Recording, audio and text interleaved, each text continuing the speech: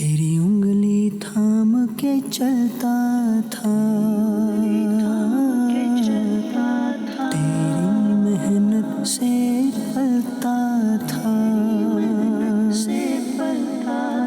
کڑکتی دھوپ میں خود کو جلا کر اپنی اولاد کے لیے چھاؤں کا بندوبست کرنے والے والدین جیسی عظیم ہستی کو خراج تحسین پیش کرنے کے لیے 1 جون کو ہر سال ان کا عالمی دن منایا جاتا ہے۔ اپنے شکم ہی میں بچے کی پرورش اور اس کے پیدائش کے بعد اس کی بہتر تربیت کرنے والی ماں کی لازوال قربانیوں کی بات کی جائے تو وہ کسی سے ڈھکی چھپی نہیں ہے۔ فرمان مصطفیٰ صلی اللہ علیہ وآلہ وسلم اس کی خدمت کو اپنے اوپر لازم کر لو کیونکہ جنت اس کے قدموں کے نیچے ہے۔ دوسری جانب اپنے بچوں پر شفقت کرنے والے والد کی قربانیاں بھی بے مثال ہیں، جو ہر قسم کے سخت حالات کا ڈٹ کر مقابلہ کرتا ہے، تکلیف و مصائب برداشت کرتا ہے، اپنی ہمت سے زیادہ بوجھ اٹھانے کی کوشش کرتا ہے، سلگتی آگ میں تپ کر اپنے بچوں کی پرورش کا سامان کر رہا ہوتا ہے اور اپنی اولاد کے بہتر مستقبل کی فکر میں اپنی خواہشات یہاں تک کہ ضروریات کو بھی نظر انداز کر رہا ہوتا ہے۔ باپ کی شان پر اللہ پاک کے آخری نبی صلی اللہ علیہ وآلہ وسلم کا فرمان ہے، والد جنت کے دروازوں میں سے 20 کا دروازہ ہے، اب تو چاہے تو اس دروازے کو اپنے ہاتھ سے کھو دے یا حفاظت کرے۔